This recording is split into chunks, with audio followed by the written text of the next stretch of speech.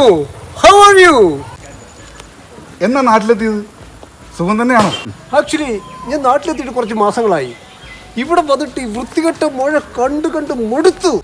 മലയാളം ശരിക്കങ്ങോട്ട് വഴങ്ങുന്നില്ലല്ലോ. നമ്മുടെ മലയാളം മറന്നുപോയോ? എന്ത് ചെയ്യാനാ വിഷ്ണു, പൂർ ഫെലോസ്. ഈ മലയാളം എന്ന ഭാഷ തന്നെ ഞാനിപ്പോൾ ഉപയോഗിക്കാറില്ല. ഓ അത് ശരി. അപ്പോ നമ്മുടെ കേരളത്തെ അങ്ങ് മറന്നു. എന്നെ പോലെയുള്ള ഗ്ലാമർ താരങ്ങൾക്ക് ഈ കേരളം അത്ര ചേരില്ല കേട്ടോ. ആ പിന്നെ വിഷ്ണു എവിടെ പോയതാ? ഓ ഞാനൊന്ന് ബാങ്ക് വരെ പോയതാ. ബാങ്കോ? ഇവിടെ ഇപ്പോഴും ബാങ്കിലൊക്കെ കയറി ഇറങ്ങണോ? ഷെയിം, എന്തൊരു നാണക്കേട്. എനിക്കൊരു തുണിക്കട തുടങ്ങാൻ ഒരു ലോണിന് വേണ്ടി അപേക്ഷിക്കാൻ പോയതായിരുന്നു. എന്നിട്ട് ശരിയായോ? ഓ ശരിയായി. ഒരു 10-20 പ്രാവശ്യമെങ്കിലും നടന്നിട്ടുണ്ടാവും എന്ന് മാത്രം. അപ്പോ എത്ര രൂപ കിട്ടും? 10 ലക്ഷം രൂപ. Well done, well done. Okay gentleman, see you, meet again. Hello teacher, good morning. Good morning. സ്കൂളിലേക്ക് ആയിരിക്കുമല്ലേ? അതെ അതെ അതെ. ഓക്കെ. വിഷ്ണു നിൽക്കടാ അവിടെ, ഞാനും ഉണ്ട് കൂടെ. ആ ടീച്ചറോ? എന്നാ പിന്നെ സ്കൂൾ വരെ നമുക്ക് പോവാം. ഒരു കമ്പനി ആവുമല്ലോ. അതെ അതെ. ജോലിക്കൊന്നും പോയില്ലേടാ? ഇപ്പോ പണിയൊക്കെ തീരെ കുറവാ ടീച്ചറെ. അതെ. പിന്നെ കുറച്ച് ദിവസമായി ബാങ്കിന്റെ പുറകെ ഒരു ലോണിന് വേണ്ടിയുള്ള ഓട്ടത്തിലായിരുന്നു. അപ്പൊ ഇനി മുതൽ കൂലിപ്പണിക്കൊന്നും പോകുന്നില്ല എന്ന് തീരുമാനിച്ചോ? എൻ്റെ അമ്മയ്ക്കും പെങ്ങൾക്കും വലിയ നാണക്കേടാണെന്നാ പറയുന്നത്. അത് പറഞ്ഞിട്ട് എന്താ കാര്യം? നിനക്ക് ജീവിക്കണ്ടേ? ഒക്കെ ശരി തന്നെ. പെങ്ങളാണെങ്കിൽ ഇനി ഭർത്താവിൻ്റെ വീട്ടിലേക്കേ ഇല്ലെന്ന് പറഞ്ഞ് പ്രതിജ്ഞ എടുത്തിരിക്കുക. പിന്നെ എങ്ങനെ ചെലവ് കഴിയും? ഒരു തുണിക്കട തുടങ്ങണം. അതാകുമ്പോൾ വലിയ കുഴപ്പമില്ലാതെ ജീവിക്കാം. ഓരോരുത്തർക്കും ഓരോന്ന് പറഞ്ഞിട്ടുണ്ട്. അതിനൊക്കെ നല്ല ചങ്കൂറ്റം വേണം.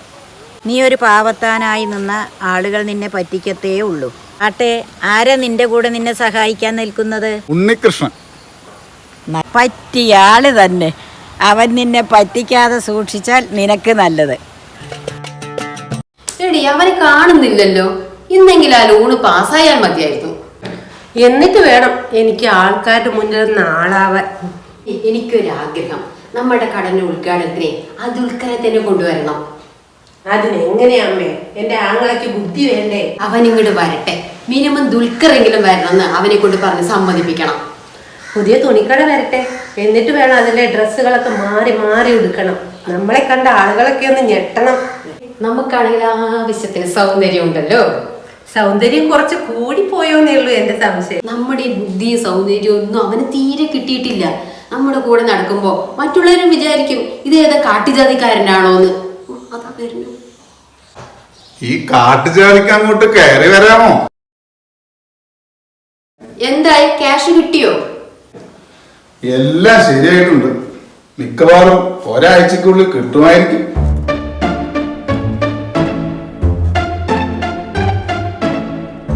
സമാധാനമായി. നമ്മുടെ കട വലുതോ ചെറുതോ ഒന്നല്ല, എല്ലാത്തരം മോഡലും അതിലുണ്ടായിരിക്കണം. വേണമെങ്കിൽ ഡ്രസ്സ് സെലക്ട് ചെയ്യാൻ ഞാനും അമ്മയും കൂടെ വരാം. കടന്റെ ഉദ്ഘാടനം ദുൽഖറെ കൊണ്ട് ചെയ്യിപ്പിക്കണമെന്നാണ് എൻ്റെ ഒരു ആഗ്രഹം. ആഹാ, എന്ത് നല്ല നടക്കാത്ത ആഗ്രഹം. നമ്മുടെ ഈ ചെറിയ ഗ്രാമത്തിലെ ഒരു കുഞ്ഞു കട, അവിടെ ഇന്ത്യയിലെ എല്ലാ മോഡൽ തുണികളും കൂടാതെ ദുൽഖറിനെ വിളിച്ച് ഉദ്ഘാടനം. അല്ല, ഈ ദുൽഖർ എന്ന് പറയുന്നത് അമ്മയുടെ സ്വന്തക്കാരൻ വല്ലതാണോ? എൻ്റെ അമ്മ, അവർക്കൊക്കെ വലിയ ലക്ഷങ്ങൾ കൊടുത്താ ആളുകൾ ക്ഷണിക്കുന്നത്. അമ്മേ, ഞാൻ അപ്പോഴേ പറഞ്ഞില്ലേ ഇവനൊന്നും അറിയില്ലെന്ന്. അല്ല, നീ ഒന്നും കഴിക്കാൻ കൊണ്ടുവന്നില്ലേ? 2 ദിവസമായി വല്ല ചിക്കന്റെ മണം അറിഞ്ഞിട്ട്. എന്റെ ഭർത്താവിനാണേ ചിക്കൻ ഇല്ലാതെ ചോറിറങ്ങത്തില്ല. എന്നാ പിന്നെ എന്തിനാ അവിടുന്ന് കുറ്റിയും പറിച്ച് ഇങ്ങോട്ട് പോകുന്നത്? അവിടെ തന്നെ അങ്ങ് കൂടിയാ പോരായിരുന്നോ?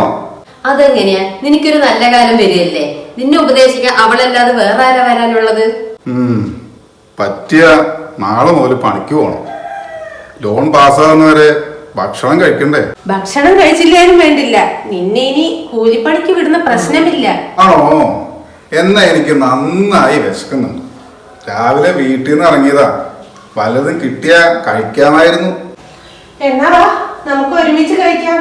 നിനക്കൊരു കമ്പനി തന്നിട്ടില്ല എന്നുള്ള വിഷമവും വേണ്ട. അപ്പൊ പെങ്ങളല്ലേ പറഞ്ഞത് ഭക്ഷണം കഴിച്ചില്ലേലും കുഴപ്പമില്ല. എന്നാ വേഗം പോയി ഭക്ഷണം എടുത്ത് വെക്കി, ഞാനൊന്ന് ഫ്രഷ് ആയിട്ട് വരാം. നമ്മളെ വിഷ്ണുവിന് ലോണ് കിട്ടിയെന്ന് ഞാൻ മുഴുവൻ നാട്ടുകാരോടും വിളിച്ചു പറയാൻ പോവാ. സന്തോഷായി. ഒത്തിരി നടന്നെങ്കിലും ഇന്ന് എൻ്റെ ബാങ്ക് അക്കൗണ്ടിലേക്ക് ക്യാഷ് കയറിയപ്പോഴാണ് എനിക്ക് സമാധാനമായത്.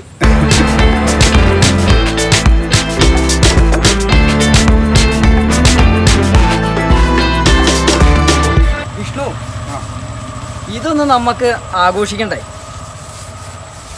എല്ലാ മാസവും വലിയൊരു തുക തിരിച്ചടക്കണം. ഇനിയിപ്പോ വെറുതെ ഇരുന്നാൽ പറ്റില്ല. വിഷ്ണു, ഞാനൊരു കാര്യം പറയാം. നിനക്ക് മാസടക്കുന്ന തുകയെക്കാട്ടും 5 ഇരട്ടി കിട്ടുന്ന ഒരു പരിപാടിയുണ്ട്. അതെന്താടാ? നീ എന്നെ വിശ്വസിക്ക്, ഞാൻ കുറച്ച് ദിവസമായി ഇത് ആലോചിക്കുന്നു. നീ കാര്യം തെളിച്ചു പറയടാ. ഇപ്പോൾ നീയേ ഒരു ലക്ഷപ്രഭു. നീയേ പുതിയ കടയിലേക്കേ മുഴുവൻ പൈസ ഇറക്കും വേണം. വീണ്ടും പണം കടം വാങ്ങിയിട്ടേ ഈ കട നടത്തിക്കൊണ്ടുപോകും വേണം. അതിനല്ലേ ലോൺ എടുത്തത്? നീ മുഴുവൻ കേക്ക്. നമ്മുടെ ഈ കുൾഗ്രാമത്തിലേ ആര് തുണിയെടുക്കാനാ? ഒരു തൂവാല വാങ്ങാനും പോലും ടൗണിലേക്ക് പോകുന്ന നമ്മുടെ നാട്ടുകാർ. അത് ശരിയാ. ഒരു തുണിക്കട നടത്തി നീ ഉള്ള പണം കളഞ്ഞ് നിന്റെ വീട് ജപ്തി ചെയ്യണേക്കാട്ടും നല്ലത്. ഞാനൊരു കാര്യം പറയട്ടെ. എന്ത് വഴി? അതാണ് ഞാൻ പറഞ്ഞത്. ബുദ്ധിയുള്ള ചങ്ങാതിയെ കിട്ടണം. നിന്നെ ഞാൻ ലക്ഷപ്രഭു ആക്കാം. നീ വാ. നീ എങ്ങോട്ടാ? അങ്ങോട്ട് പോകണം. നമ്മള് ആ വഴിയല്ലേ വന്നു. ഈ വഴി നടക്ക്.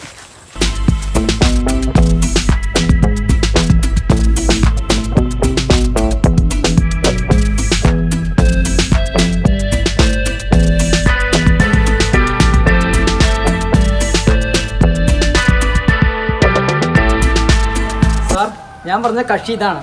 എൻ്റെ ചങ്ക് ബ്രോ ആണ്. കാര്യങ്ങളൊന്നും ഇവന് പറഞ്ഞ് മനസ്സിലായിട്ടില്ല. സാറൊന്ന് നല്ല രീതിക്കൊന്ന് പറഞ്ഞ് മനസ്സിലാക്കിക്കേ. ഇരിക്കൂ.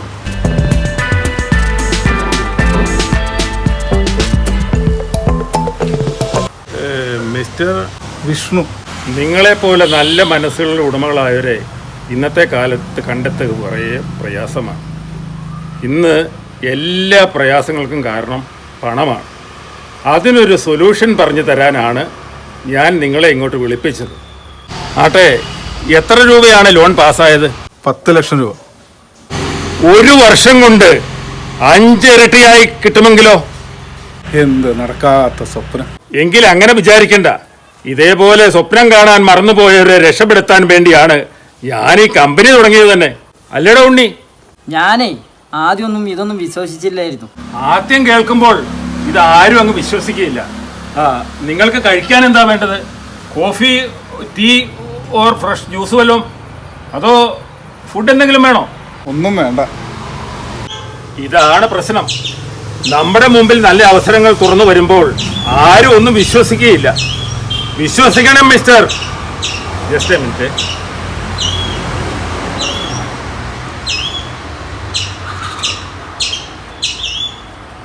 ഹലോ രവി, ഒരു 3 ചായ ഇവിടേക്ക് കൊണ്ടുവരുമോ? ഓക്കെ. ചായ കുടിച്ചതിന് ശേഷം പുറത്തു പോയി നല്ല സുഖമായ ഒരു ഭക്ഷണം കൂടി കഴിച്ചേ താങ്കളെ ഞാൻ ഇവിടെ നിന്ന് വിടൂ. ഇതെന്റെ ഒരു കരുതലാ. ഞാൻ എല്ലാ കാര്യവും ഈ സാറിനോട് പറഞ്ഞിരുന്നു. വഴികൾ നമ്മുടെ മുൻപിൽ ധാരാളമുണ്ട്. പക്ഷേ ചിന്തകളാണ് പ്രശ്നം. നിങ്ങൾ ധൈര്യമായിട്ട് എൻ്റെ കമ്പനിയിൽ പണം നിക്ഷേപിക്കും. 2 മാസം അതിനുള്ളിൽ നിങ്ങളുടെ ബാങ്കിലെ എമൗണ്ട് മുഴുവൻ ഞാൻ ക്ലോസ് ചെയ്തേക്കാം. പക്ഷേ സ്വയം തൊഴിൽ കണ്ടെത്താനുള്ള എല്ലാ പേപ്പറുകളും ഞാൻ ബാങ്കിൽ ഫയൽ ചെയ്തിരുന്നു. അതിന് തുടങ്ങിയില്ലെങ്കിൽ പ്രശ്നമാവില്ലേ? അതിന് 2 മാസം കൊണ്ട് നമ്മൾ പണം മുഴുവൻ തിരിച്ചടക്കിയല്ലേ, പിന്നെ എന്ത് പ്രശ്നമാണോ? നീ കൂടുതലൊന്നും ഇങ്ങനെ ആലോചിച്ച് തല പുണ്ണാക്കണ്ട സാറേ. ഇനി ധൈര്യമായിട്ടേ കാര്യങ്ങൾ മുന്നോട്ടങ്ങോട്ട് നീക്കിക്കോളൂ. അല്ല, നിന്റെ കയ്യിലേ ചെക്കില്ലേ? ആ ചെക്ക് ഇങ്ങെടുക്ക്. 10 ലക്ഷം രൂപ ഇവിടെ നമുക്ക് ഡിപ്പോസിറ്റ് ചെയ്യാം. പിന്നെ ഞാനൊരു കാര്യം പറയാം. വീട്ടിൽ ഈ കാര്യം മിണ്ടാൻ പാടില്ല. എല്ലാ മാസവും ലക്ഷങ്ങൾ വരുമാനം വരുന്നത് കണ്ട് അവരെ കണ്ണു തള്ളുന്നത് എനിക്കൊന്ന് കാണണം. വിഷ്ണു, സത്യം പറഞ്ഞു, നിനക്ക് ഇതുവരെ ബാങ്കിൽ നിന്ന് ലോൺ പാസ്സായില്ലേ? എന്റെ സ്വപ്നങ്ങൾ എത്ര നാളായി വിരിയാതെ നിൽക്കുന്നു. നീയല്ലേ പറഞ്ഞത് 2 ദിവസത്തിന്റെ ഉള്ളിൽ ബാങ്കിൽ നിന്ന് പണം കിട്ടുമെന്ന്? നിന്റെ മുഖത്തെ കള്ളത്തരം കണ്ടാൽ തന്നെ അറിയാം എന്തോന്ന് മുഖത്ത് ഒളിപ്പിക്കുന്നുണ്ട്. അതെന്റെ കുഴപ്പമല്ല, എന്റെ മുഖം എങ്ങനെ തന്നെ. എന്താ ഇനി പ്ലാസ്റ്റിക് സർജറി ചെയ്ത് ശരിയാക്കേണ്ടി വരുമോ? കണ്ടമ്മേ, ഇവ കാര്യം പറയുമ്പോ വേറെ വിഷയം എടുത്തിരുന്നത്. പിന്നെ ഞാൻ എന്ത് പറയാനാ? കാര്യം പറഞ്ഞ് രണ്ടുപേർക്കും മനസ്സിലാവില്ലല്ലോ. ആ ഇത് നിന്റെ മക്കള് വരുന്നുണ്ടല്ലോ, വാങ്ങ.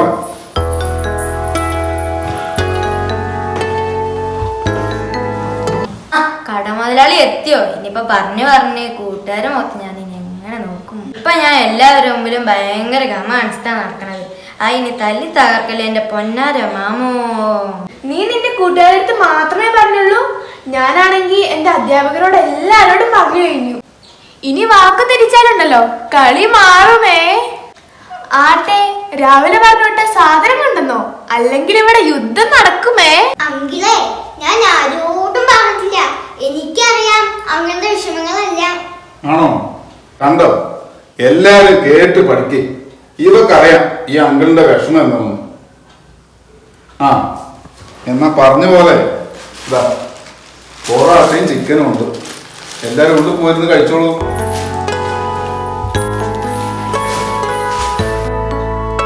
ഇവിടെ എന്താ അമ്മേ, അടുക്കളയിൽ ഭക്ഷണമൊന്നും ഉണ്ടാക്കിയില്ലേ? ഓ, എന്ത് വെക്കാനാ അല്ലേ മോളെ? അത് തന്നെ. ഞങ്ങൾ 2 പേരും കൂടി ഒരു പ്രതിജ്ഞ എടുത്തിട്ടുണ്ട്. നിന്റെ കടയുടെ ഉദ്ഘാടനം കഴിയുന്നത് വരെ ഇവിടെ അടുപ്പ് പുകയൂല.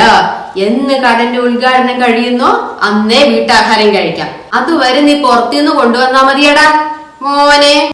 ഞങ്ങൾ തുടങ്ങിയിട്ടേ ഉള്ളൂ. ഇങ്ങനെയെങ്കിലും നിനക്ക് നല്ല ബുദ്ധി ഉദിക്കട്ടെ. അത് ഉടനെയൊന്നും ഉണ്ടാകുമെന്ന് തോന്നുന്നില്ല. വിശന്നിട്ട് വയ്യ. വേഗം വാ അമ്മേ, വേഗം പോവാ. അല്ലെങ്കിൽ ആ കുട്ടികൾ കുഴച്ച് മറിച്ചതിന്റെ ബാക്കി കഴിക്കേണ്ടി വരും. നിനക്ക് വേണമെങ്കിൽ വാ. അമ്മക്ക് ചേരുന്ന മകള് തന്നെ. രണ്ടും കൂടെ അടുക്കള സമരം നടത്തിയിട്ട് എന്താ കാര്യം?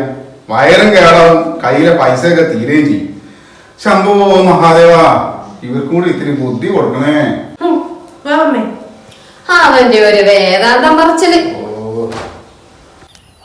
ഇതാരാടാ വിഷ്ണു? എല്ലാം ഞാൻ അറിഞ്ഞടാ മോനെ. വാ ഇങ്ങോട്ട് വാ. എന്ത് ചെയ്യണമെന്ന് അറിയാതെ നടക്കുക ഞാൻ. എൻ്റെ ഒറ്റ കൂട്ടുകാരൻ ഇങ്ങനെ ചതിക്കുമെന്ന് സ്വപ്നത്തിൽ പോലും ഞാൻ വിചാരിച്ചതല്ല. ഇപ്പം നിന്റെ കൂട്ടുകാരനുമില്ല, അവൻ്റെ സാറുമില്ല. രണ്ടും കൂടി എങ്ങോട്ടോ മുങ്ങിയിരിക്കുക. എന്നാലും നീ ഇത്ര മണ്ടനായി പോലോടാ കുട്ടി. അധികം താമസിയാതെ ബാങ്കിൽ നിന്ന് ജപ്തി നോട്ടീസ് വരും. അപ്പോൾ നീ നിന്റെ വീട്ടുകാരുടെയും നാട്ടുകാരുടെയും മുമ്പിൽ ആകെ നാണം കെടുവില്ലേ? ബാങ്കിൽ നിന്ന് ലോൺ പാസ്സായിട്ടില്ലെന്ന് കള്ളം പറഞ്ഞ് നടക്കുകയായിരുന്നു ഞാൻ. വീട്ടിലെത്തിയ അമ്മയും പെങ്ങളും കാണുമ്പോൾ ഏതോ കൊള്ളക്കാരനെ നോക്കുന്ന പോലെ എന്നെ നോക്കുന്നത്. എങ്ങോട്ടെങ്കിലും ഇറങ്ങിപ്പോയാലെന്നാ ഞാൻ ആലോചിക്കുന്നത്. വിഷ്ണുവേ, നീ ആവശ്യമില്ലാതെ വേണ്ടാധീനങ്ങളൊന്നും കാണിക്കരുത് കേട്ടോ. പിന്നെ ഞാൻ എന്ത് ചെയ്യും? 1000 10,000 ഒന്നും അല്ലല്ലോ, ലക്ഷങ്ങളാണ് ബാങ്കിൽ തിരിച്ചടക്കേണ്ടത്. ഇനി ഈ വിവരം വീട്ടിലറിയും. വിഷ്ണുവേ, നീ ഒന്ന് സമാധാനിക്കടാ കുട്ടി. സ്വയം നശിക്കരുത്. ബാങ്കിലെ പണം തിരിച്ചടയ്ക്കാനുള്ള വഴി എന്താന്ന് നമുക്ക് ആലോചിക്കാം. കൃഷ്ണേട്ടാ, 4 മാസമായി എൻ്റെ മനസ്സമാധാനം നഷ്ടപ്പെട്ടിട്ട്. ആരോടും പറയാതെ നീറുകയാണ് ഞാൻ. എൻ്റെ അമ്മയുടെ മുഖം കാണുമ്പോൾ എനിക്ക് പേടിയാവുന്നു. പണത്തിന് പണം തന്നെ വേണ്ടേ?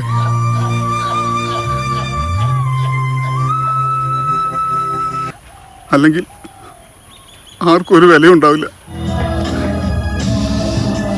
ഞാൻ ഇറങ്ങുന്നു. ഇനി ചിലപ്പോൾ കണ്ടൊന്നും വരില്ല.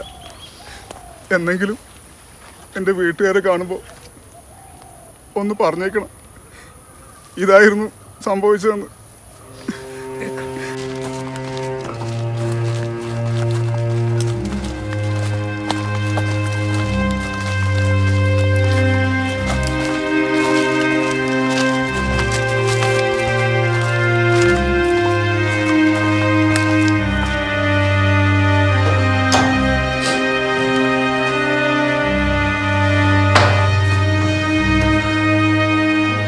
എവിടെ പോയിട്ട് വരിക? എന്താ അവിടെ നിന്ന് പരുങ്ങുന്നത്? ഇങ്ങോട്ട് വാ.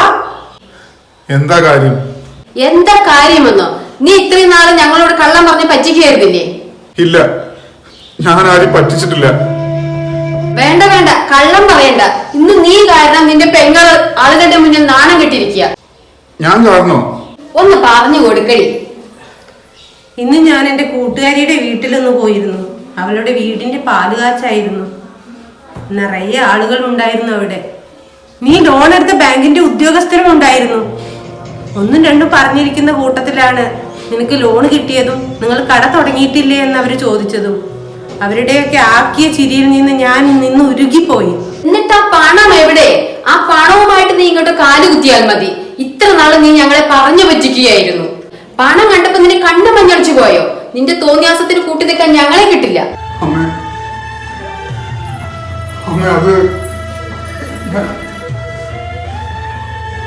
അങ്ങനെ നേരത്തെ വന്നോ? ചിക്കനും പൊറോട്ടയും കൊണ്ടുവന്നോ? വേഗം താ, വിശന്നിട്ടുമില്ല. എന്താ മുഖത്തൊരു വിഷമം? വാങ്ങാൻ പറഞ്ഞാണെങ്കിൽ ഓടിപ്പോയി വാങ്ങിട്ട് വന്നാ മതി. വേണ്ട മാമ, പൊറോട്ടയും ചിക്കനും ഒന്നും വേണ്ട. ഈ അമ്മമാരെടുത്തൊന്നും അടുക്കളയിൽ കയറാൻ പറയും. വെറുതെ എന്തിനാ ആവശ്യമില്ലാത്ത അസുഖങ്ങളെല്ലാം വിളിച്ചു വരുത്തുന്നേ. കേറിപ്പോടി അകത്തേക്ക്. ഒരു പൊറോട്ടയും ചിക്കനും വന്നിരിക്കുന്നു.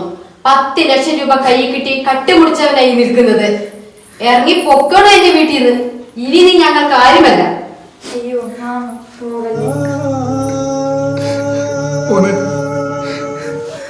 മുമ്പ് പെറ്റ അമ്മയ്ക്ക് വേണ്ട, കൂടെ പറഞ്ഞ പെങ്ങൾക്ക് വേണ്ട, എന്റെ കുട്ടികളെ മാത്രം. നിങ്ങൾക്ക് ഇങ്ങനെ ഒരു മാമൻ ഉണ്ടായിരുന്നെന്ന് നിങ്ങൾ ആരോടും പറയണ്ട കേട്ടോ. പോവാ, ഭൂമിയിലേക്ക് വന്ന് തനിച്ചല്ലേ, ആരുമില്ലാത്തവനായി തിരിച്ചു പോവുക. തൃപ്തിയായി. എനിക്ക് ഈ ജീവിതം മതിയായി മോനെ. പോവല്ലേ മാമ, ഞങ്ങളെ വിട്ട് എവിടെ പോവില്ലേ?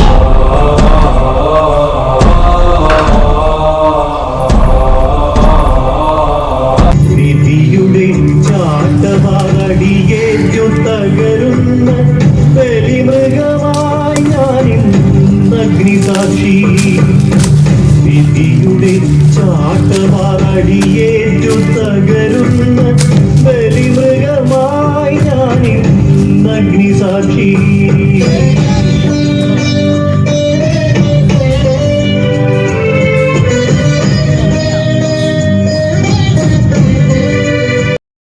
നമ്മുടെ കാട് നമ്മുടെ സമ്പത്താണ്. കാട് സംരക്ഷിക്കേണ്ടത് നമ്മുടെ കടമയാണ്. കാട്ടിൽ നിന്നും പുഴയിൽ നിന്നും ഈ പ്ലാസ്റ്റിക്കിനെ വിമുക്തമാക്കാൻ നാം കടപ്പെട്ടിരിക്കുന്നു. ശരിയാണ്. അത് ഒരു പരിസ്ഥിതി ദിനത്തിൽ മാത്രം ഒതുങ്ങി നിൽക്കാൻ പാടില്ല. ശരിയാണ്, നമുക്ക് നമ്മുടെ നാടിനെ സംരക്ഷിക്കണം. ഈ പ്രകൃതിയുടെ മടിത്തട്ടിൽ ഈ ഭംഗിയും ആസ്വദിച്ചിരിക്കാൻ എന്തൊരു സുഖമാണ്. ഇനി ഒരുപാട് പേരെ നമുക്ക് നമ്മുടെ കൂടെ കൂട്ടണം. ഈ നാടിൻ്റെ സമാധാനത്തിനായി നമുക്കെല്ലാവർക്കും ഒരുമിച്ച് ചേരണം. നമുക്കേ നമ്മുടെ സംഘടനയ്ക്ക് നാച്ചുറൽ ലവേഴ്സ് എന്നങ്ങ് പേരിട്ടാലോ? എന്താ നിങ്ങളുടെയൊക്കെ അഭിപ്രായം? അത് നല്ല കാര്യം. പ്രകൃതി സ്നേഹികൾ.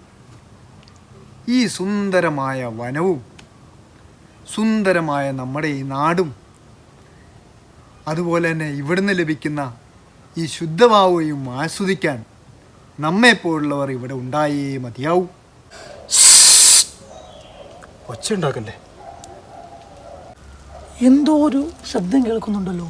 അതാ അതാ ആരോ ഓരോ കയറുമായി. അയാൾ ആത്മഹത്യ ചെയ്യാൻ പോകാൻ തോന്നണോ? അയാളെ വേഗം പോയി രക്ഷപ്പെടുത്തോ. വാ,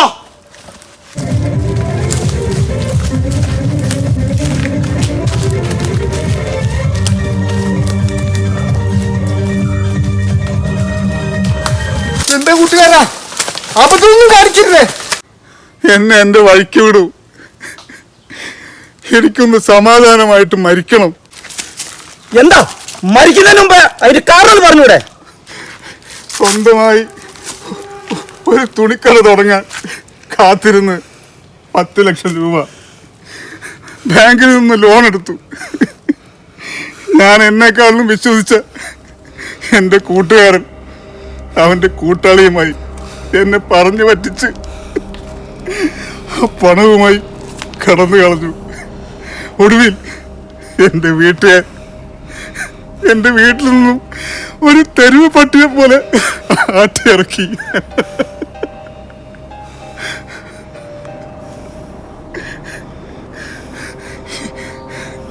ഇല്ല, അവസാനിപ്പിക്കുകയാണ്.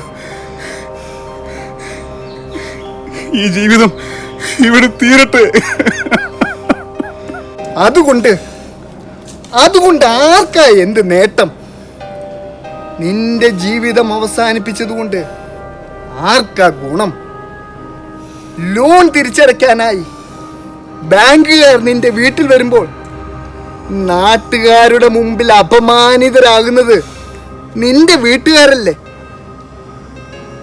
തൂങ്ങിച്ചത്ത ഭീരുവായ ഒരുവന്റെ കുടുംബം എന്ന പേര് അവരുടെ മരണം വരെ അവരെ വിട്ടുമാറുമോ? മരിക്കാത്രേ, മരിക്കുക. എടോ, അങ്ങനെ മരിക്കാനൊക്കെ ആണെങ്കിൽ ഞങ്ങൾക്ക് എത്ര വർഷം മരിക്കാൻ നിനക്ക് അറിയുമോ? നാട്ടുകാരുടെ മുമ്പിൽ തലവരുത്തി നിൽക്കടാ. അതിനെ ഞങ്ങൾ നിന്നെ സഹായിക്കാം. വെറും വാക്കല്ലാട്ടോ. ഉരുൾപൊട്ടലും പേമാരിയും കണ്ട് നാടിന്റെ നന്മയ്ക്ക് വേണ്ടി ഒത്തൊരുമിച്ച ഒരു ജനതയുണ്ട് ഇവിടെ. നീ നഷ്ടപ്പെട്ടെന്ന് വിചാരിക്കുന്ന ഫണ്ട് സ്വരൂപിക്കാനും നിനക്ക് ആവശ്യമുള്ള ബിസിനസ് തുടങ്ങാനും നിന്റെ കൂടെ നിന്ന് സഹായിക്കാനും ചങ്കുറുപ്പും തണ്ടടമുള്ള ജനങ്ങളുടെ നാടാണ് ഇത്. മേലാൽ ഇനി പരിപാടി കാണിച്ച ചാപിട്ടിടാനുണ്ടല്ലോ. അന്റെ ഒലക്കിലെ കയറും. എടാ, ഒന്ന് സമാധാനിക്കടാ. നീ ഞങ്ങളുടെ കൂടെ പോന്നോളൂ. ഇത് നമ്മുടെ ദൈവത്തിന്റെ സ്വന്തം നാട്, ഗോഡ്സ് ഓൺ കൺട്രി.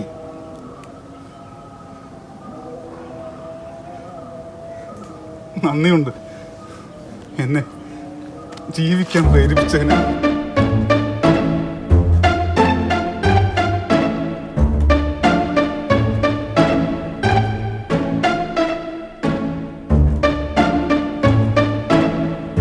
വിഷ്ണു, ഇന്ന് പണിക്കൊന്നും പോയില്ലടാ?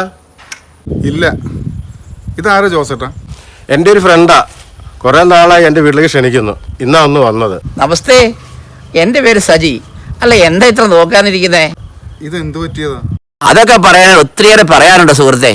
ചോദിച്ചതുകൊണ്ട് പറയുക. അന്ന് 28 വയസ്സായപ്പോൾ ഞാനൊരു മരത്തിൽ നിന്ന് വീണതാ. അന്ന് ജീവിക്കാനുള്ള വ്യഗ്രതയിൽ പറമ്പിൽ പണിയെടുക്കുകയായിരുന്നു. ഒരുപാട് ചികിത്സകളുമായിട്ട് പിന്നെ ആശുപത്രികളിൽ കയറി ഇറങ്ങി. മരിക്കണമെന്ന് പോലും ചിന്തിച്ച നാളുകൾ. അങ്ങനെ കിടക്കുമ്പോൾ ഒരു ദിവസം തോന്നി, ജീവിതത്തിൽ പരാജയപ്പെടാൻ പാടില്ല, വിജയിച്ച് കാണിച്ചു കൊടുക്കണമെന്ന്. ഒത്തിരിയേറെ കഷ്ടപ്പെട്ടു. അവസാനം ദൈവസഹായത്താൽ ഒരു സ്വയം തൊഴിൽ പദ്ധതി കണ്ടുപിടിച്ചു. അങ്ങനെ മുന്നോട്ട് പോയി. ഇപ്പോൾ ഞാൻ വിജയിച്ച് നിൽക്കുകയാണ്. നിനക്കറിയാമോ വിഷ്ണു, 10ഓളം രാജ്യങ്ങളിൽ മോട്ടിവേഷൻ ക്ലാസ് നടത്തി അനേകരെ ജീവിതത്തിലേക്ക് തിരികെ കൊണ്ടുവന്നിട്ടുണ്ട്. നമ്മുടെ നാട്ടിൽ തന്നെ 1000-ലധികം പേർക്ക് മോട്ടിവേഷൻ ക്ലാസ് കൊടുക്കുന്നുണ്ട്. സത്യം പറയാമല്ലോ, ഞാൻ തളർന്നു വീണതിന് ശേഷമാണ് ലോകം മുഴുവൻ എന്നെ അറിയാൻ തുടങ്ങിയത് തന്നെ. എനിക്കിന്ന് ഒത്തിരി സന്തോഷമുണ്ട് സുഹൃത്തെ. ഈ ജീവിതം എന്ന് പറയുന്നത് ദൈവത്തിൻ്റെ ദാനമാണല്ലോ. അത് നമുക്ക് ഇടയ്ക്ക് വെച്ച് അവസാനിപ്പിക്കാനുള്ളതല്ല. ദൈവത്തിൽ ആശ്രയിക്കുമ്പോൾ അവൻ നമ്മൾ നടത്തുക തന്നെ ചെയ്യും. എന്നാൽ പോകട്ടെ, 2 മണിക്ക് തിരിച്ചെത്തണം. ഈ വണ്ടിയിൽ ഒറ്റയ്ക്ക്? ജീവിതത്തിൽ നമ്മളെല്ലാവരും ഒറ്റയ്ക്കാണ് സുഹൃത്തെ. നമ്മുടെ ജീവിതത്തിൽ നമ്മൾ ഒറ്റയ്ക്കാണെന്ന് ചിന്ത നമുക്കുണ്ടാകണം. എങ്കിലേ നമുക്കൊരു ആത്മധൈര്യം കിട്ടുള്ളൂ. നമ്മളെ രക്ഷിക്കാൻ നമ്മൾ മാത്രമേ ഉള്ളൂ. എന്നാൽ പിന്നെ ഇവിടുന്ന് ഞാൻ ഒറ്റയ്ക്ക് അങ്ങ് പോയേക്കാം. പോയിട്ട് വരട്ടെ.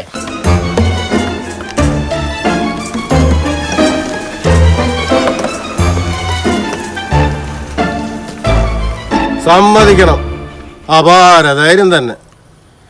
ശരിക്കും എനിക്ക് ഇപ്പോഴാണ് ധൈര്യം വന്നത്. എനിക്കും ജീവിക്കണം. എന്നെ തകർത്തവരുടെ എല്ലാം മുന്നിൽ എനിക്ക് വിജയിച്ച് കാണിച്ചു കൊടുക്കണം. എന്നാ ശരി.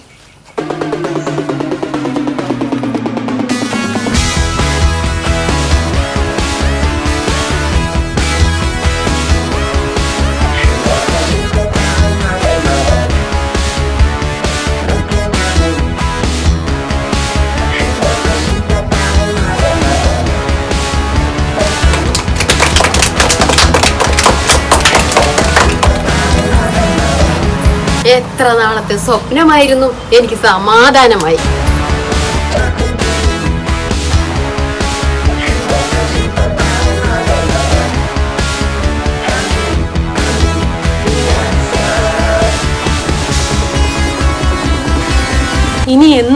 പുതിയ ഡ്രസ്സൊക്കെ എടുത്ത് അടിച്ച് പൊളിച്ച് നടക്കണം. അതും എന്നെ അന്ന് കളിയാക്കിയ കൂട്ടുകാരുടെ മുമ്പിലൂടെ തന്നെ. എന്തിനാ പൊങ്ങച്ചം കാണിക്കാണോ? ഒരുപാട് നന്ദിയുണ്ട് എനിക്ക് രണ്ടാമതൊരു ജീവിതം തന്നതിന്. ഇനി എനിക്ക് എന്റെ കൂട്ടുകാരന്റെ മുമ്പിൽ സ്റ്റൈല് കാണിച്ച് നടക്കാലോ. എനിക്കും എന്റെ കൂട്ടുകാരനെ നോക്കി അന്തം വിട്ട് നിൽക്കണം. നാട് ഒരുമിച്ചാൽ നമുക്കെന്തും സാധിക്കുമെന്ന് ഇപ്പൊ മനസ്സിലായില്ലേ? ഈ ബിസിനസ് തുടങ്ങാൻ നാട്ടുകാരെ ഒത്തുചേർന്ന നാം കണ്ടില്ലേ? തളരരുത്, പിടിച്ചു നിൽക്കണം. ഇനി മുതൽ നന്നായി ബിസിനസ് ചെയ്ത് ബാങ്കിന്റെ കടം വീട്ടാൻ ശ്രമിക്കേ. മനസ്സ് നിറഞ്ഞു. ജീവൻ ഈശ്വരൻ തര ദാനാണ്, അത് നീ ഓർമ്മ വേണം. ആത്മഹത്യ ഒന്നിനും ഒരു പരിഹാരമല്ല. ഭൂമിയിൽ ജീവിക്കുന്ന അത്രയും കാലം ജനങ്ങൾക്ക് വേണ്ടി സന്തോഷം പകർന്നു കൊടുക്കുക. ഇപ്പോഴത്തെ തലമുറയ്ക്കും വരാൻ പോയ തലമുറയ്ക്കും വേണ്ടി പ്രകൃതിയെ സംരക്ഷിക്കുക, നല്ല മനുഷ്യനായി ജീവിക്കുക. ഈ ബിസിനസ്സിന് എല്ലാവിധ ആശംസകളും.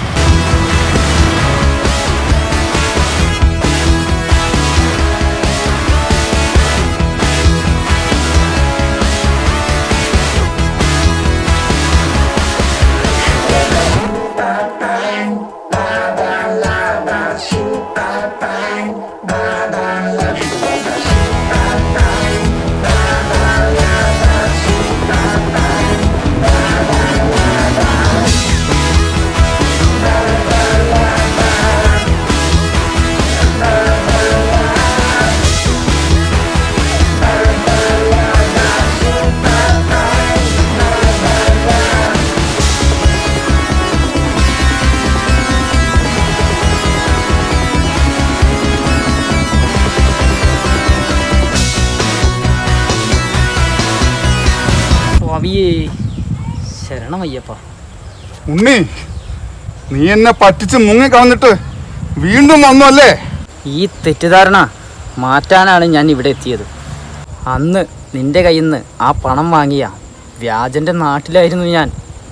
അയാളെ ഇവിടെ നിന്ന് മുങ്ങുന്നത് ഞാൻ കണ്ടതാ. അതുകൊണ്ട് അയാൾ അറിയാതെ അയാളെ ഞാൻ പിന്തുടർന്നു. ഒടുവിൽ ഞാൻ തമിഴ്നാട്ടിലെത്തി. നിന്നെപ്പോലെ ഒരുപാട് ആൾക്കാരെ പറ്റിച്ച് മുങ്ങുന്ന ഒരാളാണെന്ന് എനിക്ക് അപ്പോഴാണ് മനസ്സിലായി.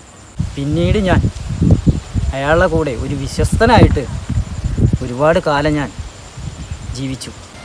നിൻ്റെ അടുത്തുനിന്ന് 10 ലക്ഷം രൂപ അയാൾ വാങ്ങിയില്ലേ, അതിൻ്റെ ഇരട്ടി ഞാൻ വാങ്ങിയെടുത്തു. നമ്മുടെ കടം തീർന്നു. നിൻ്റെ ബാങ്കിലെ അക്കൗണ്ടിലേക്ക് ഞാൻ പണം നിക്ഷേപിച്ചിട്ടാണ് ഇപ്പോൾ വരുന്നത്. ഉണ്ണി, കഴിഞ്ഞില്ല. അയാളെ പോലീസ് അറസ്റ്റ് ചെയ്തിരിക്കുക. ഇതുപോലെ ഒരു അനുഭവം ആർക്കും ഉണ്ടാവാൻ പാടില്ലല്ലോ. നീ പറയുന്നത് സത്യമാണോ?